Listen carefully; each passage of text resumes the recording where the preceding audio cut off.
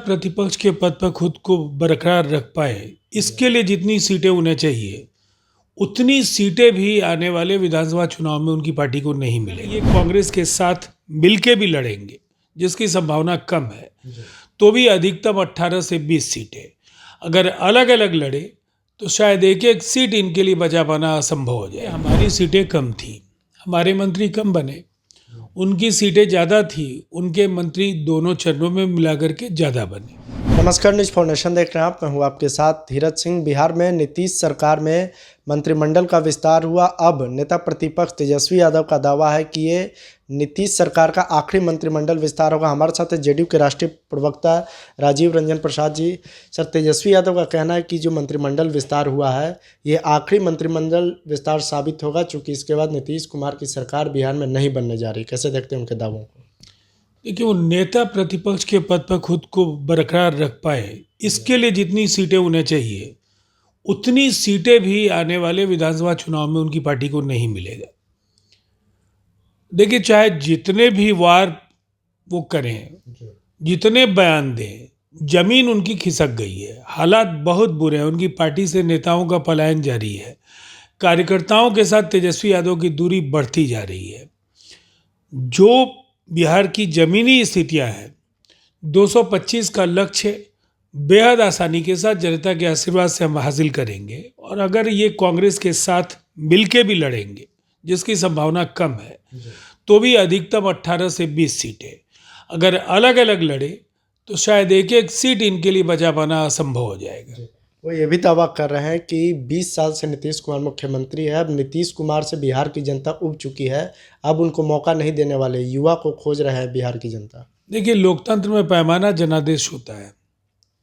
वो क्या कहते हैं ये बहुत अहमियत नहीं रखने वाला है, इसलिए कि ताज़ा जो नतीजे हैं, लोकसभा चुनाव में हमारा स्ट्राइक रेट सर्वश्रेष्ठ है।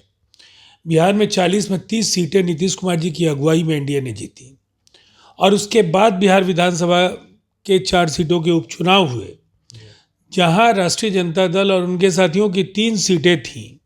सिटिंग सीटों को भी वो बचा नहीं पाए, और चौथी सीट भी वो लड़ रहे थे, वहां भी बुरी तरह वो हारे। चारों की चारों सीटें हम लोगों ने जीती हैं। तो लोकतंत्र में कोई ऐसे बयानबाजी करेगा, क्या उसका मतलब है? आपको परिणाम बताते हैं, जनादेश बताता है कि किस पार्टी की हैसियत क्या है। तो वो पूरी तरह से एक फिसड्डी पार्टी के नेता हैं, और खुद भी अपनी स्वीकार्यता वो स्थापित नहीं करा पाए।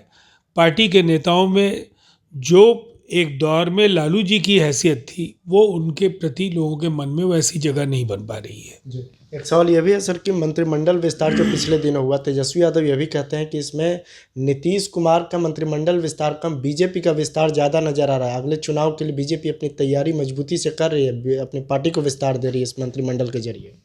देखिए, हमारी सीटें कम थी, हमारे मंत्री कम बने, उनकी सीटें ज़्यादा थी, उनके मंत्री दोनों चरणों में मिलाकर के ज़्यादा बने। इस पर बेगाने शादी में अब्दुल्ला दीवाना वो क्यों हो रहा है? इस कैबिनेट की अगुवाई नीतीश कुमार जी कर रहे हैं और आगे भी करेंगे। उन्हें हमारे अंदरूनी मसलों में पड़ने के बजाय खुद के सेहत की चिंता करनी चाहिए। मुश्किलें उनके लिए बढ़ने जा रही हैं। वो आपके पार्टी पर भी सवाल उठा रहे हैं कि अब बीजेपी करण हो गया है जेडीयू के जितने भी नेता हैं, नीतीश कुमार ने जिन पर भरोसा जताया है वो भाजपाई हो गए हैं, भाजपा के लिए पूरी तरीके से काम कर रहे हैं। देखिए, हम एनडीए के साथ हैं, लंबा साथ है, 2 दशकों का साथ है, तो निसंदेह हम एक गठबंधन में एक दूसरे के साथ हैं।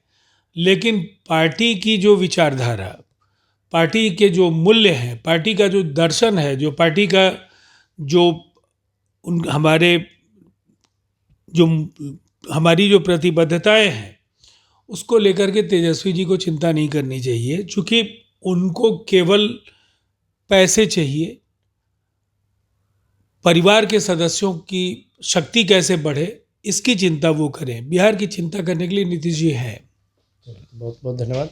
ये जेडीयू के राष्ट्रीय प्रवक्ता राजीव रंजन प्रसाद। दिल्ली से न्यूज़ फाउंडेशन के लिए मैं धीरज सिंह।